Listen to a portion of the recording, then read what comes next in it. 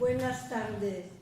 Como lo sabéis seguramente, en Gijón está actualmente una exposición que en homenaje y recuerdo de los llamados niños de la guerra. Niños de la guerra fueron los que partieron del norte de España en 1937, pero también los que partimos en 1939 cruzando los Pirineos en los primeros días de febrero, así como los que quedaron atrapados en el interior mismo del país, entre las redes del franquismo, niños de familias republicanas que también conocieron un cruel destino.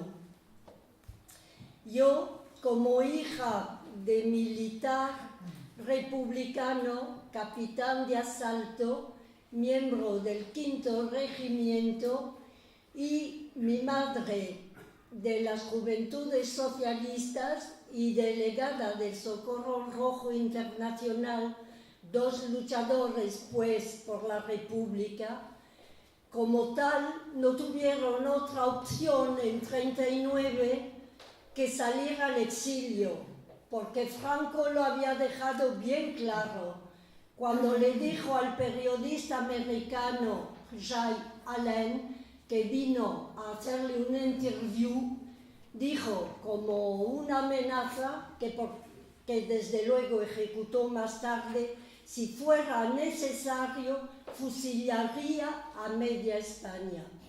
Entonces no hubo otra opción, exilio o muerte. Nosotros fuimos para el exilio, como decía, hacia Francia.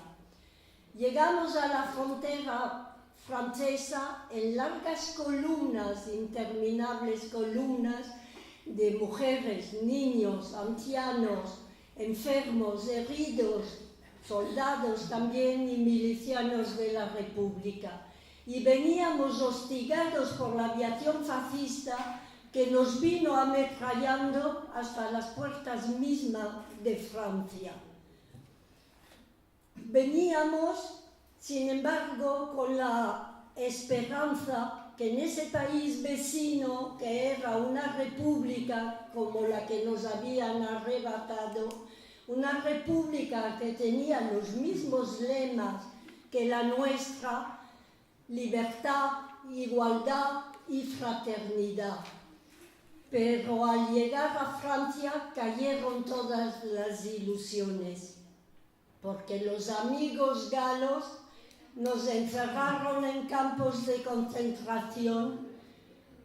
Fue miseria, hambre, piojos, sarna, maltrato, racismo y xenofobia. Personalmente cumplí mis 2 añitos en la cárcel. Yo no sé qué crimen había cometido. Eso fue cuando Francia e Inglaterra declaran la guerra a Alemania en septiembre del 39. Las autoridades francesas de esos tiempos consideraron, quizás de manera justa, que los extranjeros que se encontraban en territorio francés podían ser causa de disturbio para ellos. Entonces vinieron camiones a los campos de concentración y empezaron a cargar mujeres y niños de manera indiscriminada. Una primera separación de las familias había tenido lugar ya en el campo de Argelès-sur-Mer, en el sur de Francia, en el Roussillon francés, que fue el primer albergue, entre comillas, claro, que nos reservó Francia. Allí, en el campo de Argelès-sur-Mer, ya las instituciones habían separado las familias. Es decir, que a los que tuvimos la suerte, a pesar de todo, de llegar allí en brazos de nuestros padres o con nuestra familia alrededor, pues nos separaron. Mi madre, mi abuela y yo nos encontramos en el mitad norte de Francia, en un campo llamado Camp du Clocher, en Guéret, en el departamento de la Creuse. Y volviendo a lo que decía, en septiembre, entonces unos meses más tarde, cuando Francia está en guerra, vuelven camiones a ese nuevo campo de concentración y vuelven a coger mujeres y niños, y el destino nuestro fue la prisión d'Aubusson, es decir, una cárcel cuyos últimos inquilinos habían sido los presos alemanes de la guerra 14-18, la primera guerra mundial. Allí pues cumplí yo mis 2 añitos. Podría contar muchas miserias, porque muchas tuvimos. Bueno, diré sobre todo que un niño, puesto que esta semana está dedicada a los niños, pues diré que es muy difícil para un niño construirse en tierra extraña, porque tú ves, por muy pequeño que seas, ves cómo maltratan a tus padres que son tan queridos por ti, y ves cómo les dicen eso de espagnol de merde, qui vient manger le pain des Français, lo que he traducido, pero lo habéis entendido, quiere decir español de mierda, que te vienes a comer el pan de los franceses. Entonces, mis primeras peleas en la escuela, en la calle, era por frases como esas, que hacían decir que éramos muy peleones, pero también ellos nos provocaban mucho, ¿eh? Y a pesar de esas miserias que digo que pasamos y que por desgracia deben de pasar hoy en día tanto nuevo refugiado, porque si miramos hoy es una vergüenza de la humanidad lo que está pasando. Esas columnas de refugiados míseros, hambrientos, errantes por un planeta que parece haberse vuelto loco, esas imágenes tan parecidas a las que ofrecíamos nosotros en ese tiempo y que pensábamos que la inteligencia humana impediría que se repitiera, por desgracia las estamos viviendo todos los días, para vergüenza nuestra, para vergüenza de Europa, que ha pasado un mal contrato con Turquía, confiándole la guardia de esos emigrantes para que no vengan a molestarnos la vista en nuestros países. Volviendo a todo eso, no sé por qué me indigna tanto lo que está pasando actualmente, que he perdido un poquito el hilo de lo que estaba diciendo.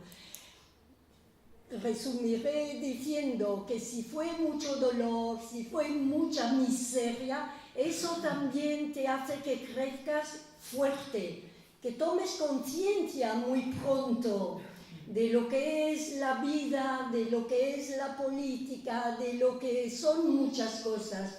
Y es una fuerza que después te sirve y que tal vez explique mi presencia hoy entre vosotros. Yo no sé cómo no he muerto en el campo de Argelès-sur-Mer. La primera semana de nuestra estancia allí murieron 72 niños españoles de miseria, de hambre.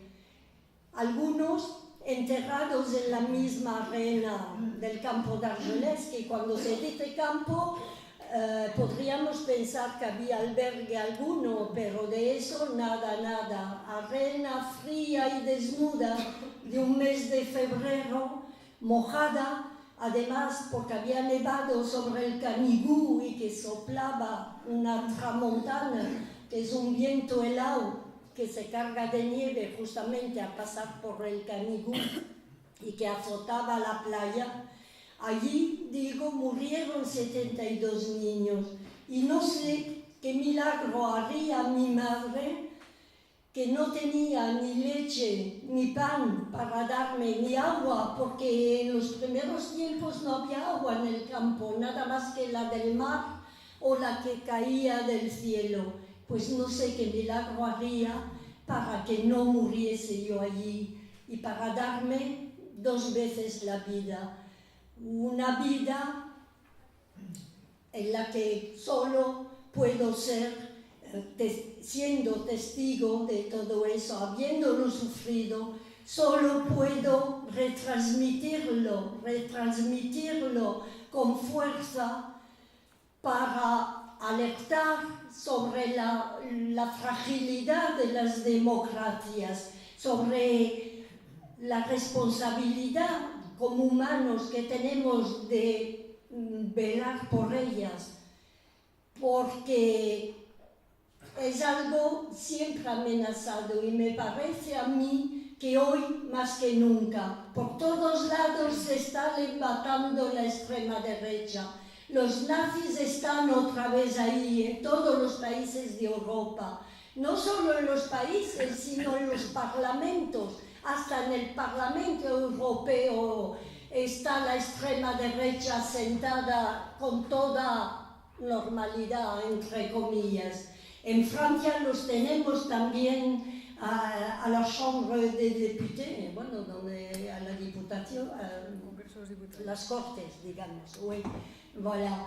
Y hay eso, por un lado, hay las nuevas filosofías que nos están inculcando, el liberalismo desenfrenado, la mundialización, que no es más que un despliegue sin vergüenza del capitalismo en el mundo entero.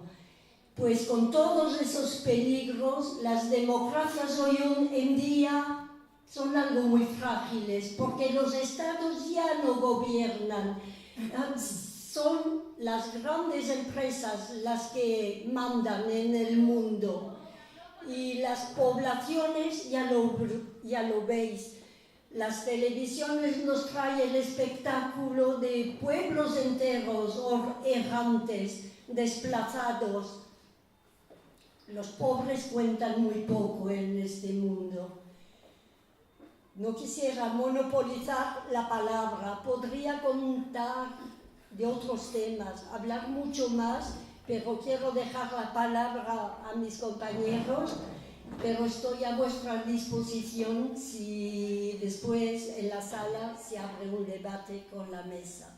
Gracias por haberme escuchado.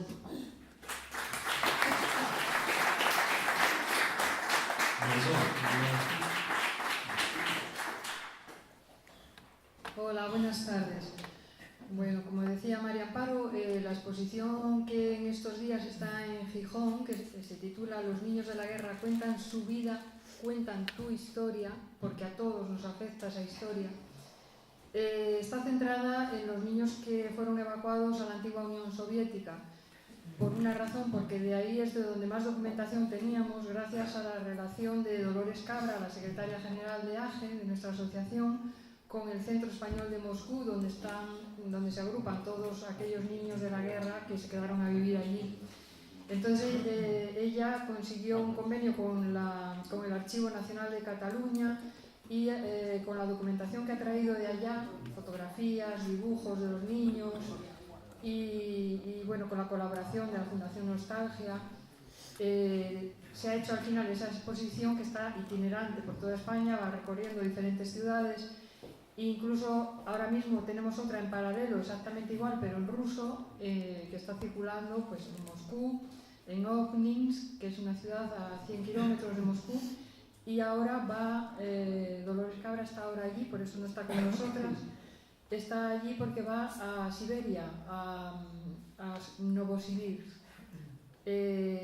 Después, lo que quería comentaros es que aparte de eso, es que es muy diferente. Cuando se habla de niños de la guerra es una especie de poliedro con muchas caras, se puede enfocar desde muchos aspectos. No es lo mismo la historia de los niños que se quedaron en la Unión Soviética que los que fueron evacuados a Francia o a Bélgica o Dinamarca, como nos contará luego Josefina, porque ellos volvieron al poco tiempo. La historia de María Amparo son la de los niños del 39. Hablamos de los niños del 37 que van evacuados, se quedan con familias, acogidos en familias, fueron evacuados para salvarlos de los bombardeos gracias a las expediciones que organizó el gobierno de la República, y vuelven una vez terminada la guerra a reunirse con sus familias, aunque el choque también fue brutal, porque después de estar allí tratados como reyes, muy bien acogidos y tratados, pues volver a la España de Franco, a la miseria y al hambre de los años 40 fue muy duro también. Y luego otro aspecto sería pues los que no fueron evacuados en el 37, sino que salieron como exiliados con sus padres en el 39 por la frontera, que es el caso de María Amparo y de otros muchos miles de niños que tuvieron que pasar por campos de concentración. Algunos, como el caso de los españoles que estaban en Angoulême, llevaban ya, después del 39, en agosto del 40, todavía seguían en un campo de concentración en Angoulême, y las autoridades colaboracionistas con los nazis del gobierno de Vichy estaban deseando deshacerse de ellos. Eran un problema que para ellos les llamaban los indeseables. No querían saber nada e intentaban por todos los medios devolverles a España. Les ofrecieron en cantidad de ocasiones que volvieran, que no pasaba nada, que Franco les iba a recibir, que el que no tuviera delitos de sangre no tenía que temer nada, pero ellos ya sabían, esa cantinera la conocían, sabían que iban a terminar en la cárcel. Y bueno, la mayoría no se quedó, no volvió. Y un día de agosto del 40 les embarcan a todos en unos vagones para caballos, vagones para animales, meten a 927 españoles. Está muy bien documentado en el libro que se titula El convoy de los 927, de Montserrat Armengou y Ricard Bellis, una periodista catalana y un historiador catalán, en el que en agosto del 40 les meten en esos vagones. Ellos desconocían el destino, nadie les daba explicaciones, prepararon la maleta y se subieron en esos vagones. Les dijeron: no os preocupéis, dejad las maletas aquí en el andén, que ya os las haremos llegar. Aquellas maletas se quedaron en el andén para siempre porque el destino de ellos era Mauthausen. Les llevaron al campo de concentración de Mauthausen y allí lo que hicieron fue separar las familias, de forma que los niños y las mujeres se quedaron en los vagones, eran unos cuantos vagones, y se quedaron con la mano de obra que les podía servir para la cantera, los hombres y los niños mayores de 15 años. En aquel momento la separación de aquellas familias fue un drama. Bueno, imaginaros la escena, gritando las mujeres que no querían separarse de sus maridos, los niños lo mismo. Entonces se quedan las mujeres, las encierran en los vagones con los niños de menos de 15 años y los vuelven a embarcar, no saben hacia dónde. Para resumir, terminaron en la frontera de España, o sea, les devolvieron a las mujeres y a los niños a Irún. Mientras que adolescentes de 17, 18 años se quedaron en Mauthausen. En Cantabria, por ejemplo, tenemos 2 supervivientes de ese convoy. Ellos son de Laredo, todavía viven. Sus padres murieron en Mauthausen, pero bueno, ellos sobrevivieron y han podido, pues bueno, contar la historia, la triste historia de lo que fue Mauthausen. Las mujeres que vuelven a Irún, había entre ellos una familia de Avilés y bueno, pues tuvieron que sufrir las consecuencias de la vuelta. En principio les metían en una cárcel y solamente podían salir de ella si había alguna familia española que se hiciera cargo de ellos, algún pariente, alguien que pudiera responder por ellos, alojarles y en fin, hacerse cargo de ellos. Porque lo que ocurrió, que al volver a su población de origen se encontraron con el cielo arriba y la tierra abajo, porque habían expoliado sus casas, les habían quitado sus propiedades, no tenían absolutamente nada. Ese fue el triste destino de aquel convoy. Por eso digo que hay múltiples aspectos desde donde se puede ver el asunto de los niños de la guerra. Decir niños de la guerra en realidad no es decir nada. Luego está también los que se quedaron en España, en el exilio interior que llamamos nosotros, los que tuvieron que sufrir las consecuencias del franquismo, algunos conviviendo con su madre en la cárcel cuando eran muy pequeños, otros fueron robados de las cárceles. Como sabéis, hay un problema que todavía hoy en día colea y continúa, los niños robados del franquismo. les robaban de las cárceles, les separaban de sus madres y los daban a familias de derechas pues, para que les reeducaran. Les cambiaban la identidad y borraban todo rastro de sus apellidos y muchos de ellos ignoran que son hijos robados. Esa práctica ha seguido hasta hoy en día, hasta los años 80, no sé si incluso 90. Todavía hay gente que ha descubierto recientemente que eran niños robados en clínicas, pero fueron prácticas que empezaron durante el franquismo. Y bueno, no quiero extenderme más porque vamos a ver el documental y lleva tiempo. Gracias.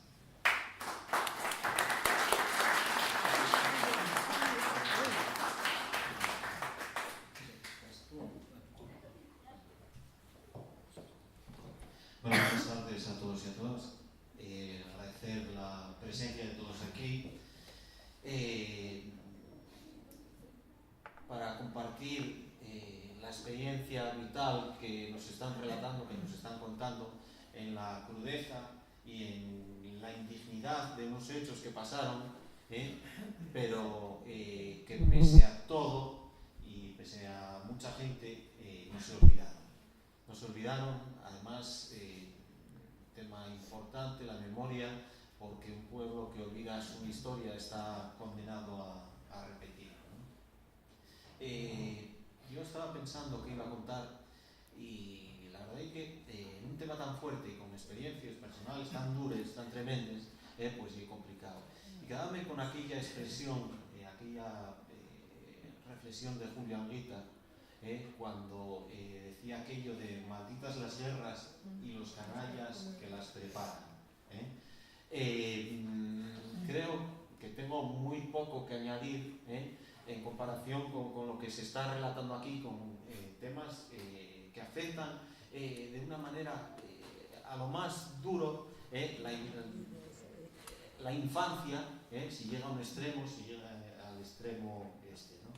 Entonces, animaros a seguir trabajando a la Asociación Lázaro Cárdenas por recuperar la memoria, aunque hay gente muy interesada en echar una losa, una solera encima de ello y que se acabó. No se trata de reabrir heridas como alguna gente plantea, no, se trata de hacer justicia. Cuando hablamos de memoria histórica en este país, la gente malintencionada trata de tergiversar, y lo que se trata es de los tres elementos fundamentales en materia de memoria histórica: justicia, reparación y bueno, y la verdad que salga a la luz, ¿no? En este ayuntamiento y en esta comarca tenemos bastante de memoria histórica, de desafortunados sucesos impulsados desde el fascismo más duro y recalcitrante en el periodo de guerra y luego en el periodo de represión, en los años que vinieron después, ¿no?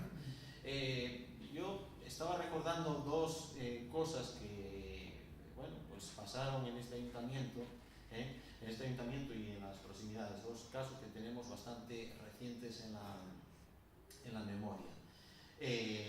Uno es la recuperación de la memoria de gente que fue fusilada y se encuentran sus cuerpos en lo que es hoy la plaza de Abastos de Ciaño, con toda la dureza que esto tiene, y que se echó una losa de olvido encima deliberadamente, incluso cuando se pretendió recuperar la memoria de esas personas, de esas familias, de darles dignidad, porque no se sabía exactamente dónde estaban. Hubo gente que venía con esa cantinela de que por qué íbamos a revolver, por qué no sé qué es. Pues se trata de reparar, de que la gente tenga la verdad, que la gente tenga la justicia. Tenemos en estos periodo de años que llevamos trabajando en el ayuntamiento, había un monolito, por contar una experiencia, un monolito a un fascista abatido por la resistencia. Y mucha gente, cuando planteamos que se retirase, se revolvían. No sabían la historia negra de por qué a ese hombre lo abatieron. Voy a contarlo como anécdota y ya termino. Pues había una hija de un militante republicano. Al militante republicano lo mataron, y a la hija la de mala manera y abusaban de ella en lo que es hoy la Casa del Pueblo, los fascistas.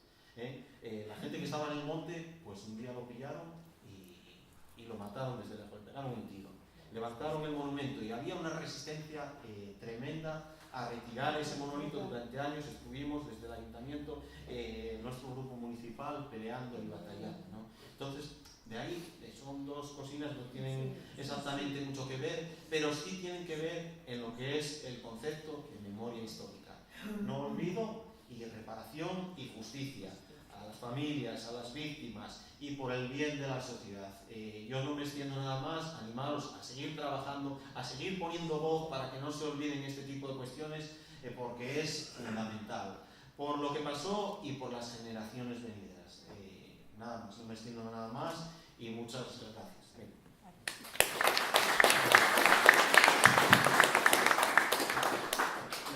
Nuevamente, buenas tardes. Yo soy Leonardo Borges del Ateneo Obrero de Gijón. El Ateneo Obrero de Gijón es una institución cultural muy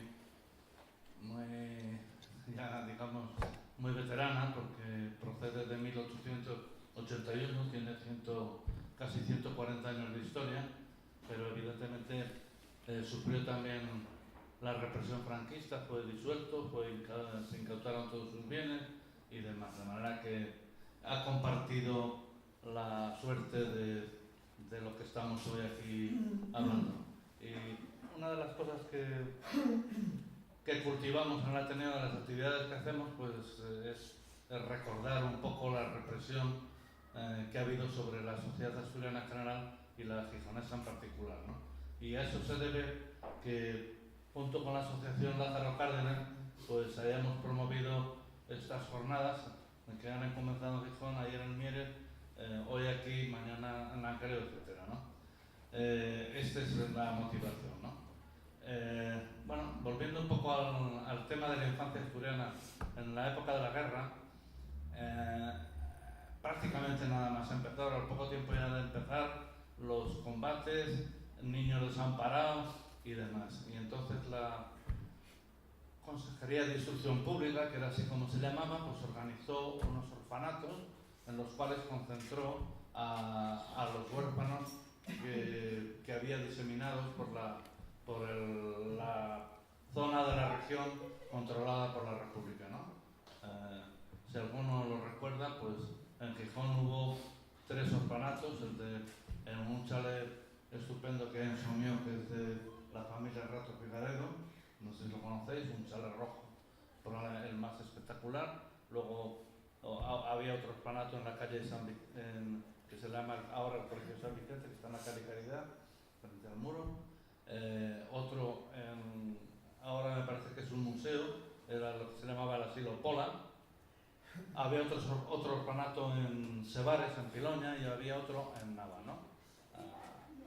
Allí fueron cuidados los niños durante 15 meses, al cuidado de maestras republicanas, que voy a recitar sus nombres porque merecen la pena, ¿no? Una se llamaba Visitación Fernández Remis, que era de Cangas de Onís, otra es la de García, que era de Gijón y que fue fusilada en cuanto entraron.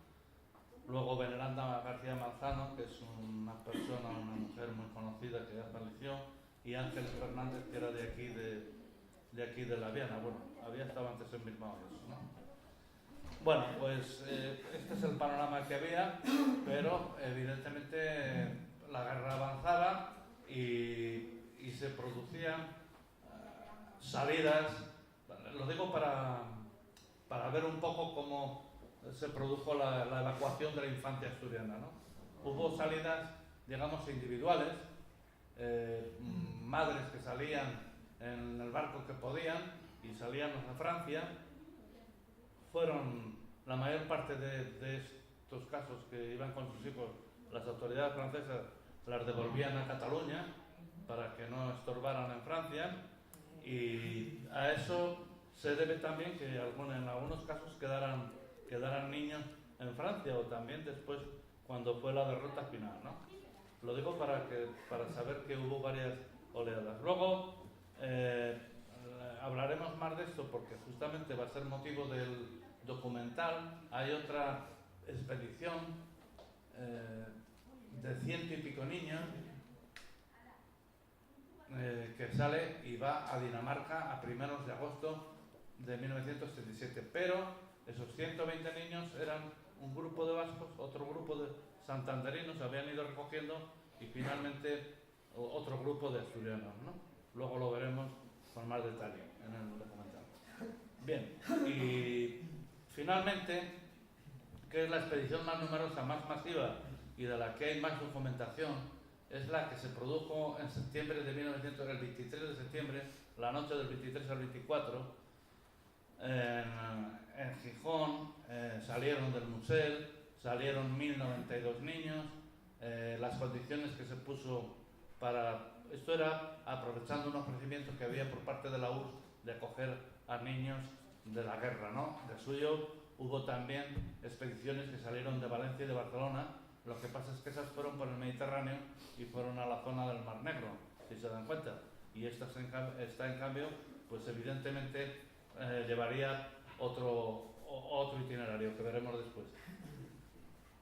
Entonces, esta expedición, los 1092 niños, se nutrió fundamentalmente de los que estaban en los orfanatos. Yo creo que prácticamente la mitad, además de eso, de lo que he enumerado, había 200 y pico niños en una colonia escolar que había en Salinas, en la costa, donde, por cierto, iban niños, estaban patrocinadas por la Universidad de Oviedo, e iban niños de Oviedo, de Langreo y de San Martín del Rey Aurelio.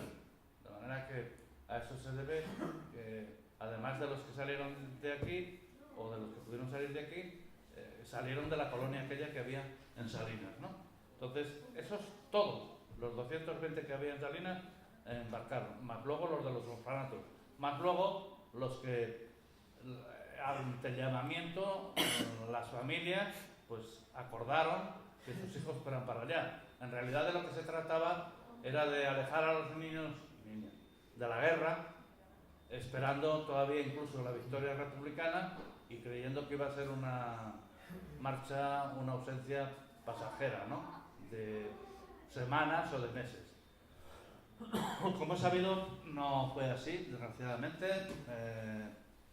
Esta expedición enorme de 1092 niños fue de aquí a Saint-Nazaire, un puerto en el oeste de Francia, de ahí a Londres, cambiaron de barco y de allí a Leningrado, ¿no? Por el Báltico a Leningrado. Como digo, allí les sorprendió, fueron muy bien recibidos, todos lo dicen, desde el primer momento. Niños que aquí habían estado pasando hambre, de repente se vieron inundados, y hay anécdotas de que incluso cogían más de lo que les daban y se lo guardaban en los bolsillos, pero luego comprobaron que a la hora siguiente tenían también comida, de manera que ya no era necesario guardarlo en los bolsillos, etcétera, ¿no? Y todo tipo de atenciones durante el año 38 y 39, pero evidentemente en el 40 la desgracia aumenta, no solo la derrota republicana, sino que Rusia es invadida, ¿no? A partir de ahí, estos niños que estaban en casas en torno a Leningrado y Moscú, pues tuvieron que compartir lo que les pasó a todos los ciudadanos rusos, ¿no? Traslados masivos hacia el este, hacia Asia, pasando los Urales, pasando el Cáucaso, hacia zonas muy lejanas, ¿no? Y bueno, pues otros se alistaron en el ejército soviético, incluso llegaron a mentir para poderse alistar y decir que tenían 18 años, cuando en muchos casos tenían 17, etcétera, ¿no? Y muchos de ellos también murieron en las batallas, ¿no? En Leningrado y demás. ¿Qué pasó después? Pues que evidentemente después de la guerra lentamente reconstruyeron sus vidas. Primero estudiaron, la mayor parte, como diré después, los que volvieron con títulos técnicos, pero también de letras, etcétera. Y, como sabrán ustedes también, pues avanzados los años 50 hubo ya una primera vuelta, ¿no? Volvieron por Valencia y ya hubo un primer grupo que volvió. ¿Qué pasó? Pues que la policía franquista, e incluso parece ser que la CIA, los tomaron evidentemente como posibles espías o posibles agentes soviéticos y demás, y les hicieron la vida bastante imposible. Y ya entonces también tuvieron problemas para encontrar trabajo, vivienda, etcétera. Pero bueno, ese es el regreso más antiguo, ¿no? A partir de la muerte de Franco, sobre todo, y puesto que ya muchos de ellos habían completado su vida laboral, también volvieron, y volvieron ya de una manera más masiva, pero entonces había otras dificultades.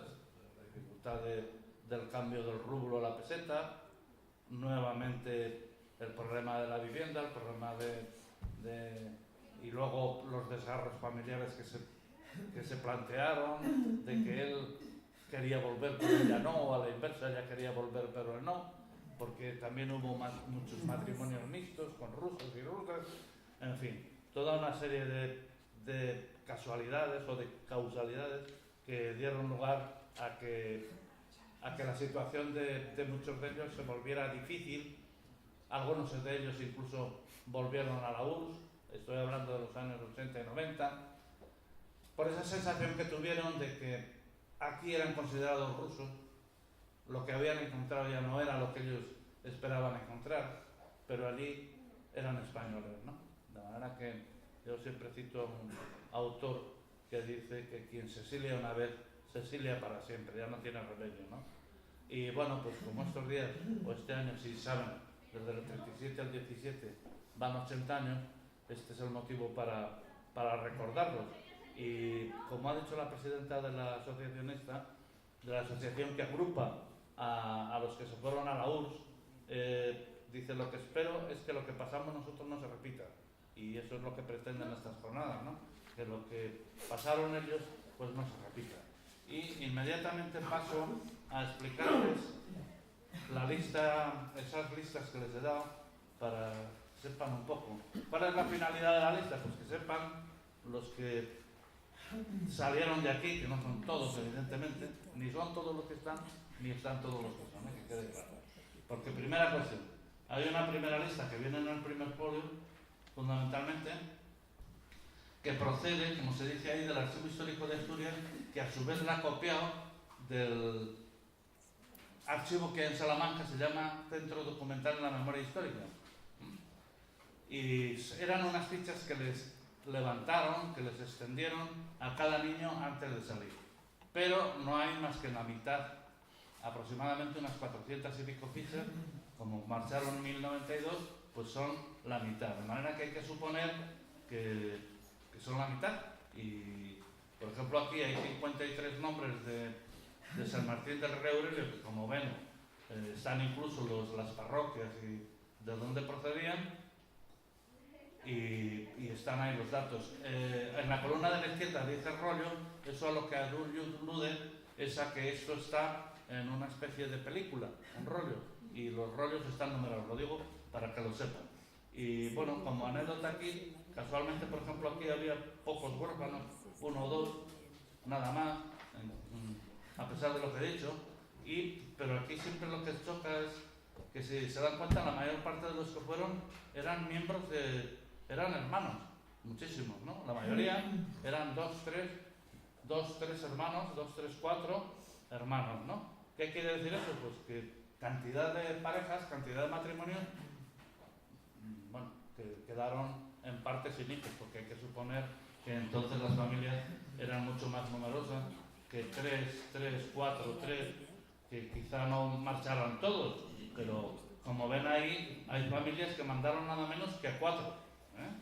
Bueno, y respecto de la segunda lista también, para que ruede por aquí, y por si acaso alguien conoce alguno, pues ¿por qué es? Pues porque como la otra no es posible completarla, esta está sacada de un libro de reciente publicación, que lo pone ahí, y es simplemente de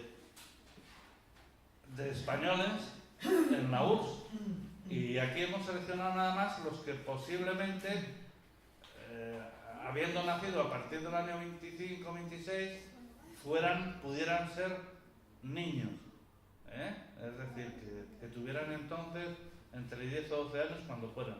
Y están ahí por orden alfabético, pero además pone el sitio de donde eran y fundamentalmente de Sotrondio, y luego pone también, trae la trayectoria vital, ¿no? Donde trabajaron e incluso en algún caso cuando murió y demás, ¿no? Bueno, pues este es el significado de la lista. Y a continuación les presento a un amigo de hace muchos años y compañero mío de profesión, de profesores de instituto, Marcelino Iglesias, que es de aquí de Sotrondio, y que se ha mostrado muy sensible con este tema de los niños de la guerra. ¿Por qué? Porque, bueno, y en consecuencia ha escrito nada menos que 2 libros en torno a este asunto, ¿eh?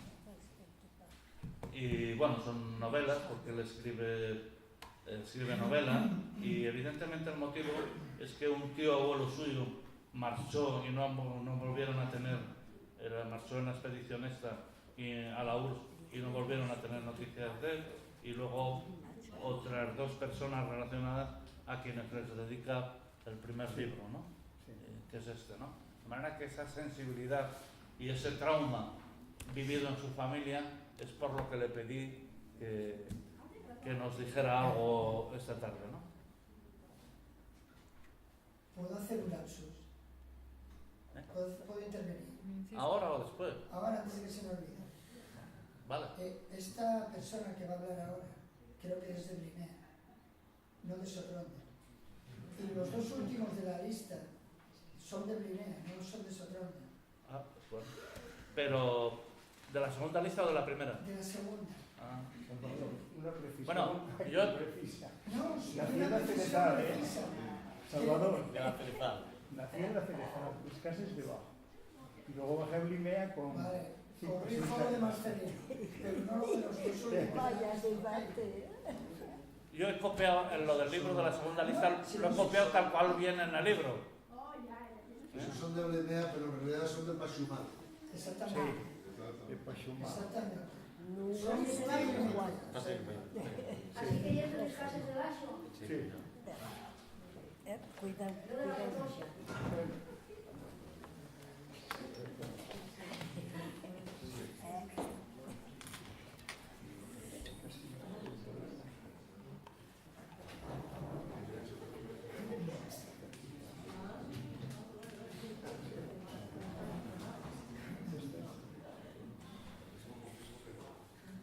¿No manda? Sí. No recurro a la viva voz. Ahora, El título es de un poema de Machado, esto de Perros de Pipaje.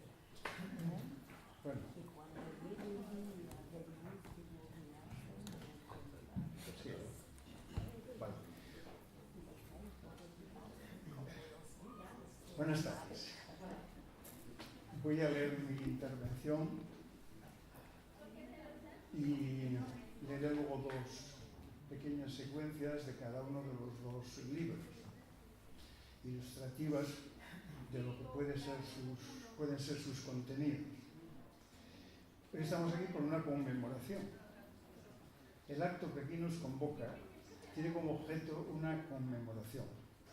Recordar públicamente a los niños y niñas que en 1937 fueron enviados a la Unión Soviética para evitarles así los peligros de la guerra.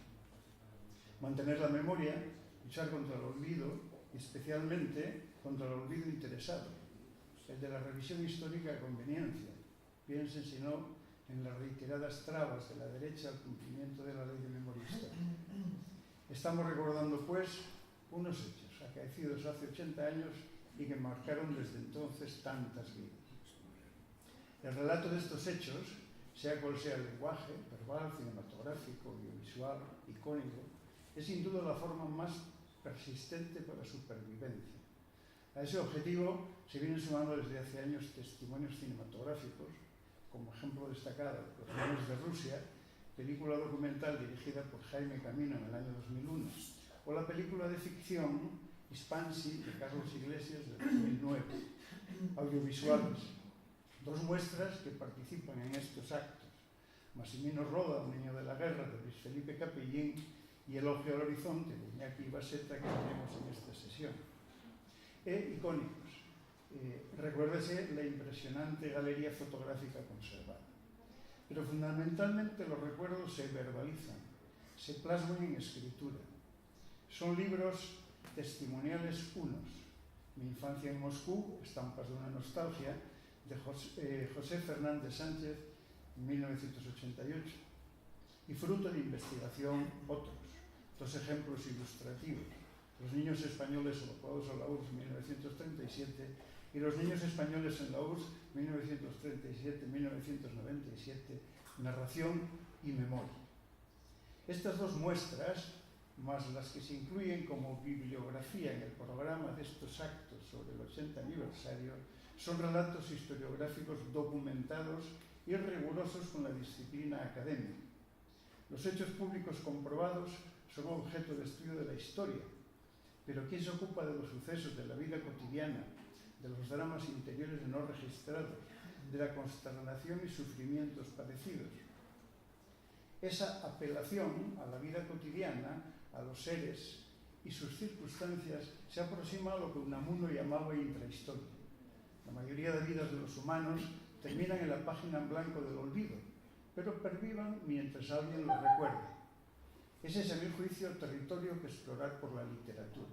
Ese es uno de sus objetivos, supervivencia de la historia de la memoria humana. Porque, como sostiene la escritora francesa Annie Ernaux, escribir es dejar la huella de una mirada sobre el mundo. Parafraseando al ya desaparecido escritor Antonio Tabucchi, la escritura es sorda. Solo transporta una voz que se recupera, que vuelve a sonar en cada acto de lectura. Y yo ahora presto mi voz para que suene un memorable poema de Bertolt Brecht. Preguntas de un obrero ante un libro. Tebas, la de las 7 puertas. ¿Quién la construyó? En los libros figuran los nombres de los reyes. Arrastraron los reyes los grandes bloques de piedra. Y Babilonia, destruida tantas veces, ¿quién la volvió a construir otras tantas? ¿En qué casas de la dorada Lima vivían los obreros que las construyeron? La noche en que fue terminada la muralla china, ¿a dónde fueron los albañiles? Roma la Grande está llena de arcos de triunfo. ¿Quién los eligió? ¿Sobre quiénes triunfaron los césares? Bizancio, tan cantada, tenía solo palacios para sus habitantes. Hasta en la fabulosa Atlántida, la noche en que el mar se la tragaba, sus habitantes clamaban pidiendo ayuda a sus esclavos. El joven Alejandro conquistó la India, él solo. César venció a los galos. No llevaba consigo ni siquiera un cocinero. Felipe II lloró al hundirse su flota. No lloró nadie más. Federico II venció la guerra de los 7 años. ¿Quién le venció además? Una victoria en cada página. ¿Quién cocinaba los banquetes de la victoria? Un gran hombre cada 10 años. ¿Quién pagaba sus gastos? Una pregunta para cada historia. Es decir, la historia no solamente la escriben los vencedores, el amanuense del emperador. Detrás de las grandes conquistas y magníficas obras humanas subyacen historias de la gente común, seres humanos sencillos. La historiografía crítica está atenta a lo cotidiano, trata de entresacar la esencia del hecho histórico de la canción y la narrativa populares, del mito, de la palabra de los vencidos, de los excluidos. En definitiva, de cuantos no aparecen en letras de molde en los libros de historia. Y ahí, en el sentido apuntado en el poema de Bertolt Brecht, es donde pretendía anclar mi proyecto literario. Un arraigo contra el ocultamiento y la mentira. Más allá del acierto o desacierto literario, constituyen, como señaló en su momento un lector cualificado que redactó la contraportada de mi novela La sombra del tren, un eslabón contra el olvido y la mentira.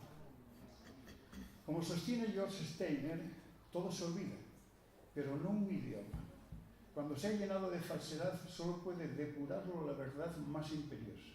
Sin embargo, la historia de posguerra del idioma alemán ha sido la historia del disimulo y el olvido deliberados. El recuerdo de los horrores pasados ha sido desarraigado a conciencia. Y salvadas las distancias, pero subrayadas a un tiempo las similitudes entre ambas situaciones, tal sigue ocurriendo todavía aquí entre los herederos naturales del franquismo, del que no quieren desprenderse. Tras décadas de disimulo, ahora abonan su discurso oficial y sus argumentos de ocultación, de atenuación de los crímenes de la dictadura con subterfugios y trampas, una perversión del lenguaje, una manipulación histórica. Bueno, 2 novelas. Yo no vine aquí a hablar de mis libros, pero mis 2 últimos libros hablan de los hechos históricos que aquí nos convocan. Participan de la memoria común, conmemorar, recordar juntos. A este propósito quise unir mi voz narrativa. Ese motivo es el que explica que hoy me encuentre aquí. El primero de ellos, Ligeros de equipaje, fue segundo premio Noega de novela de la Cátedra Jovellanos en el año 2009. El título, digo, Ligeros de equipaje, procede de Antonio Machado, cuyos versos del conocido retrato "Y cuando llegue el día del último viaje y esté al partir la nave que nunca ha de tornar, me encontraréis a bordo ligero de equipaje, casi desnudo como los hijos de la mar". Versos que resultaron premonitorios y tendrían su exacto cumplimiento un 22 de febrero de 1939. Tal ocurrió allá en Collioure, en una modesta pensión, poco tiempo después de haber cruzado la frontera con Francia, ya muy enfermo. Días antes, al tiempo que la vida se le agotaba, había escrito sus últimos escuetos y nostálgicos versos: "Estos días azules y este sol de la infancia". La imagen del título también la repite en la primera estrofa del poema En tren. Yo, para todo viaje, siempre sobre la madera de mi vagón de tercera, voy ligero de equipaje. Versos que se reproducen como cita en un momento de la historia contada en esta novela. Es, pues, un homenaje a los llamados niños de Rusia, enviados a la URSS en 1937 para alejarlos de la guerra. Esos niños y chicos que en su mayoría eran hijos del pueblo y que sin duda emprendieron su viaje justo con lo imprescindible, ligeros de equipaje. Además, en su transcurso se homenajea también a la institución libre de enseñanza, en cuyo ámbito se había educado Antonio Machado. Esas enseñanzas que se evidenciarán como constantes en su vida y en su poesía. Por ejemplo, el amor al paisaje, la bondad como ideal y aspiración de los seres humanos, máxima que Antonio Machado resalta en el poema que dedica al fundador de la institución, don Francisco Giner de los Ríos. Sed buenos y no más. Sed lo que he sido entre vosotros, alma, cuyo eco resuena sin duda en el ya citado verso de su retrato. Soy, en el buen sentido de la palabra, bueno. La novela se sitúa a finales de octubre o principios de noviembre de 1937. Un tren surca la taiga nevada.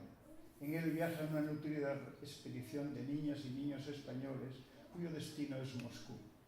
De entre los cientos de soledades sumadas, ese coro anónimo de presente triste y de futuro incierto, la narración se detiene en un niño, Fabián, y en una maestra, Fidelia.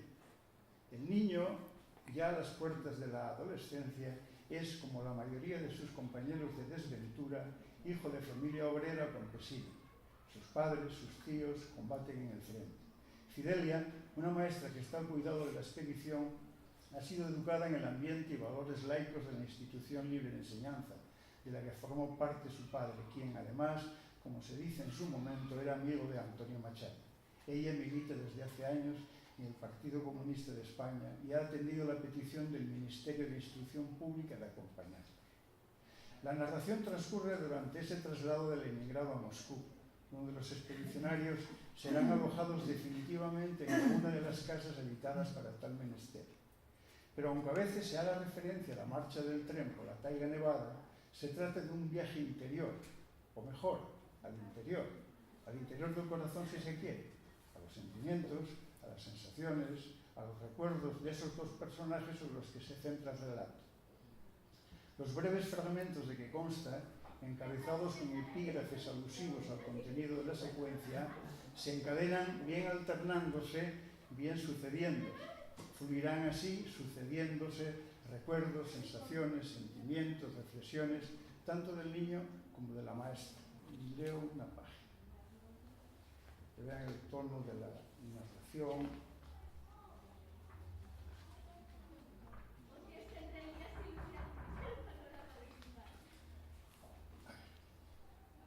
Tensión nerviosismo, voces. Los mayores se asoman a las ventanillas, los adormilados se desperezan, los pequeños reclaman ser atendidos. ¿Qué pasa? Nuestro viaje toca su fin, les informa cariñosa la maestra. Ojos brillantes, emoción contenida, sonrisa compartida. La maestra guapa le dedica un guiño cómplice al muchacho de Tierra de Besar, al hijo de Marina. Fabián, agarrado, se ruboriza y balbucea en no sé qué que no importa. ¿Acabaste ya tu carta? Nada más llegar las mandamos, ¿te parece? Así la recibirán el mismo día, verás qué sorpresa. Ella sabe que ha caído Asturias, que menguan las esperanzas de regresar pronto.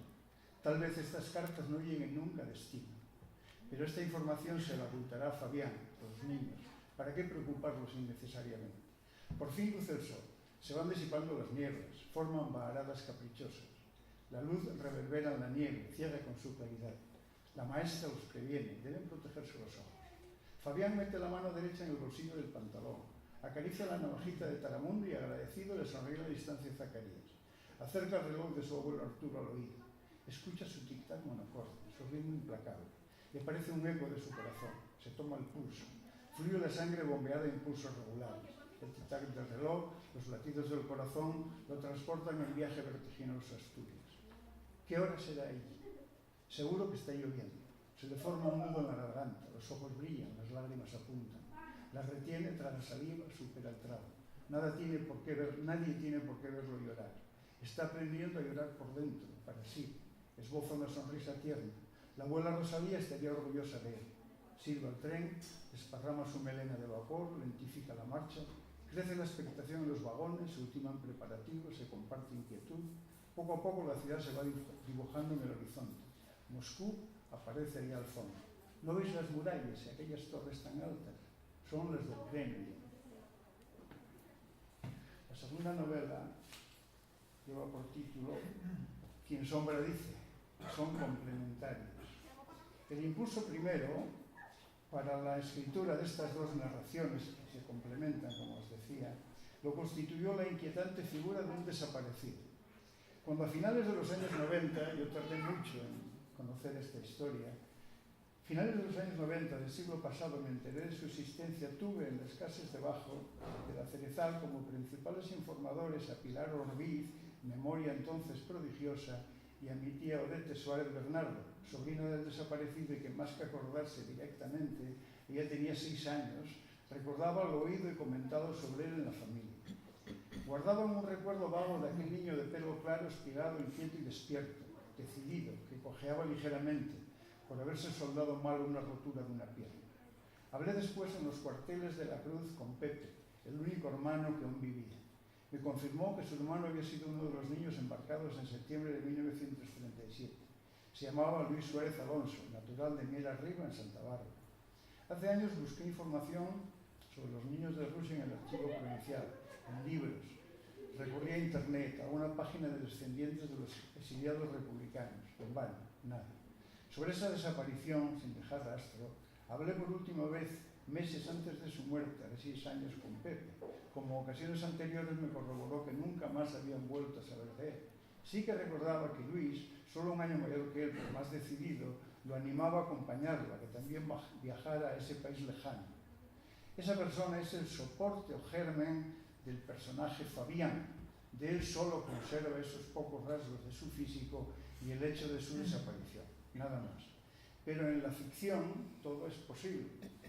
Aquí aparece la providencial figura del desplazado, un amigo que regresado a su Gijón natal a principios de los años 90, tras la caída del régimen soviético, nos cuenta qué fue de él. También esta novela está constituida por breves fragmentos que se van sucediendo, que se van juxtaponiendo, que vienen a ser como teselas de un mosaico. El lector así, a lo largo de la lectura, va descubriendo el lugar que ocupa en el conjunto y lo que aporta cada una de las piezas. En esta historia palpitan vidas, se suceden distintas voces que hablan, que cuentan, dolor y sufrimiento y enfermedad y odio y venganza, pero también solidaridad, amistad, amor, pensamiento, sentimiento, belleza, vida y muerte, su inevitable corolario. Hay que decirlo, en estas páginas se honra a los perdedores y a los muertos que no han recibido el sosiego de la sepultura, cadáveres anónimos, huesos sin nombre. Hablan los muertos, cipreses, silencio, brisa, ¿qué dices? ¿Qué cuentas en voz? Habla y habla claro. Aunque calles, por ti hablan tus huesos. Silencio, sombra y sueño, memoria. El aire está enfermo. Esto aparece en la novela y solo voy a leer este fragmento y ya concluyo. Con una cita un epígrafe previo al libro de un escritor que yo leo con frecuencia y aprecio mucho, un pensador, Walter Benjamin, que en 1941, cuando intentaba cruzar la frontera por España, él era judío y huía de la persecución nazi en una pensión de Portbou, y viendo que no podría cruzar España para luego, antes de Portugal, emigrar a América, decidió abreviar, es decir, levantar la mano sobre sí mismo. Pues esto se glosa en este breve fragmento. Pero desgraciadamente la guerra no se acabó nunca y Fabián no regresó jamás. Esa posibilidad se fue debilitando en las expectativas de la familia, apagándose lentamente, haciéndose remota según transcurrían los años. Menos para Marina, que como dice mi nieta Bárbara, lleva viviendo desde hace 65 años en una realidad paralela a este mundo, en una especie de burbuja, territorio de la ensoñación, de la esperanza, y ahí sigue instalada, la vista ida, ensimismada, hablando con Fabián, regañándolo, mimándolo según el día, según le dé, ajena, en fin, al discurrir fatuo de los días. Esa espera da sentido a su vida, ese hilo sutil la mantiene con vida, le sugiero con ternura a tía Palmira. Ninguno de nuestros deseos se vio cumplido, Marcelo, ninguno. Nos tocó sufrirlo en silencio, aguantar cuanto nos vino encima. A los perdedores nos estuvo prohibido hasta manifestar en público dolor por nuestros muertos. Oigo los perdedores y de inmediato regresa del limbo en que se hallara esta reflexión de alguien que huye del terror y que, cansado sin duda de huir, decide poner punto final. Antes, aún tiene tiempo para escribir esta no por desoladora, menos certera reflexión. Frente al enemigo, si éste gana, ni siquiera los muertos están a salvo. Cuando reproduzco en voz alta estas palabras, Palmira siente primero en silencio, pensativa. Arranca luego a corroborar con rabia contenida, con dolor manifiesto. Y una verdad tremenda, ni siquiera los muertos están a salvo. Por ahí, en fosas comunes y cunetas perdidas, ocultan tantos huesos sin nombre. Esos huesos con los descendientes de los vencedores y a sus aliados y mentores políticos, tanto molesta que sean inhumados, que recuperen su nombre y apellidos, la forma en que fueron asesinados, en fin, que vuelvan a tener existencia en la historia.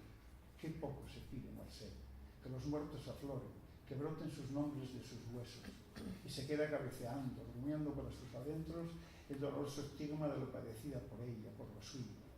Tuvimos que sufrir la pena de puertas para adentro, de forma acallada, siempre con la respiración entrecortada y el pálpito del miedo. Y así el dolor se dilata, dura más, duele más, mucho más. Bueno, un último apunte. Por último, Ligeros de Equipaje tiene un in memoriam explícito. Aunque es un homenaje a todos cuantos hubieron de sufrir aquel traumático desarraigo que hoy conmemoramos, se singulariza en Luis Suárez Alonso, soporte inicial, pero solo el punto de partida del personaje de Fabián.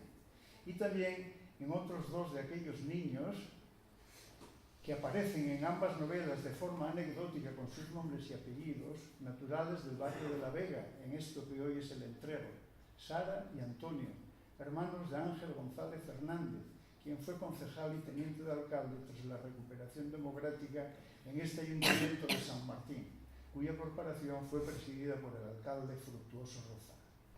Nada más, muchas gracias.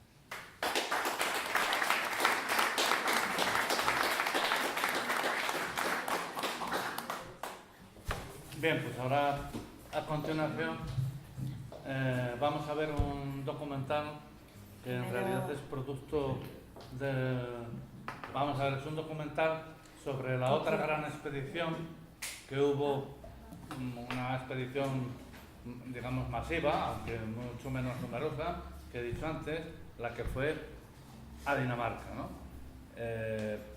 Lo que ocurre es que esta expedición en gran parte era desconocida y debido a que la madre de Josefina Ceballos formaba parte de ella, pues Josefina Ceballos tiene el mérito de haberle puesto cara a esta expedición que incluso por los investigadores pues estaba prácticamente ignorada, y ella misma, o en colaboración, hizo la película hace ya 6 años, ¿no?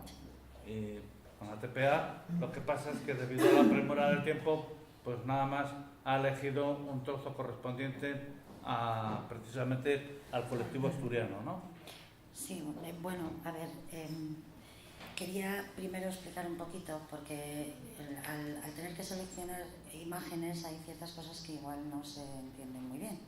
Entonces, hacer un pequeño resumen de cómo fue la historia. Primero, agradecer a todos los organizadores que me permitan compartir con vosotros este trabajo tan cercano a nuestra historia y a la comunidad en la que estamos, ya que muchos eran y son de esta tierra. Yo, como bien ha dicho, soy hija de una niña de la guerra y siempre sentí curiosidad por las anécdotas que mi madre contaba de su estancia en Dinamarca, el cariño que hablaba con él sobre el pueblo danés, y comencé a investigar hace unos años un poco la historia. Escribí a la embajada danesa, que me remitió al Museo del Obrero, donde se conservan todos los documentos de la estancia de estos niños españoles, y allí empezó mi andadura. En plena guerra civil se creó el Consejo Nacional para la Infancia, evacuada con la intención de poner a salvo a los niños más pequeños. Entre 5 y 15 años podían inscribirse en las oficinas de la asistencia social con el fin de evacuarles. Así, el 1 de agosto de 1937, cuando el ejército insurrecto y golpista estaba a las puertas de Santander, salió un tren con dirección a Gijón. El tren iba cargado de niños cántabros y vascos que ya estaban desplazados en Santander. Llegaron a Gijón y allí en el Musel se unieron a un gran grupo de asturianos, y montaron en un barco, un carguero francés, se llamaba el Plouvalamec, hacia Burdeos. Les alojaron en un gran caserón que había sido una antigua fábrica de automóviles o algo así, en Val-d'Or, a las afueras de París. Allí permanecieron pues 1 mes y medio, una cosa así. Francia, que ya estaba un poco sobrepasada con tanta gente que venía de la guerra de España, comenzó a pedir ayuda a otros países, y el encargado de negocios en Dinamarca, español, habló con el Comité de Ayuda danés, que se había creado para enviar ayuda humanitaria a las colonias creadas en Cataluña, y les pidió que por favor alojaran una pequeña colonia con carácter temporal de unos pocos de niños en territorio danés. El socialdemócrata Hans Hedorf, con la asociación Matteotti, que se creó en Francia para ayudar a los niños españoles evacuados, se pusieron manos a la obra y hicieron una campaña publicitaria y de concienciación ciudadana en Dinamarca para conseguir fondos para esta pequeña colonia. La respuesta obrera fue inmensa. Pagaron 50 coronas al mes para mantener a los niños españoles, y muchos apadrinaron muchos niños. De hecho, algunas compañías también, como la cervecera Carlsberg, se ocupó de apadrinar unos cuantos niños. Los niños que estaban en Francia, el 21 de septiembre, al despertar, encontraron un cartel a los pies de la cama que ponía el destino que les daban, Dinamarca. Y así fue como fueron seleccionados 122 niños vascos, cántabros y asturianos que iban a formar esa colonia. Iban acompañados de maestros y maestras españoles. Fueron enviados en tren hasta Dunkerque y luego les embarcaron hacia Copenhague. Una vez allí, separaron a los más pequeños en un colegio a las afueras de Copenhague, en Ordrup, y a los más mayores les alojaron en Odense.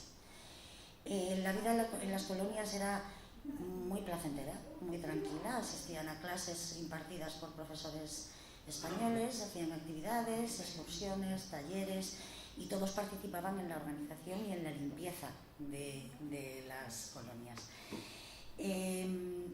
El director de la fue una persona muy comprometida con la docencia y con la República. De hecho, bueno, pues marchó con ellos porque estaba perseguido por Franco. Lo formaban además 8 personas danesas que se ocupaban de la vigilancia y la limpieza, y un tal Krag Müller, que era un futbolista internacional, por lo visto muy famoso, no tengo ni idea, y que se encargaba de las clases de deportes y de gimnasia. A finales del mes de mayo les volvieron a concentrar a todos juntos en Bergstrup, y los niños continuaron con sus mismas actividades y su misma vida tranquila, ajenos al problema político que su estancia allí estaba provocando en el Parlamento danés. Franco, desde el gobierno de Burgos, había exigido a Dinamarca que repatriara a los niños. El ministro de Asuntos Exteriores danés se lo negó en muchísimas ocasiones, pero eso estaba creando un fuerte conflicto.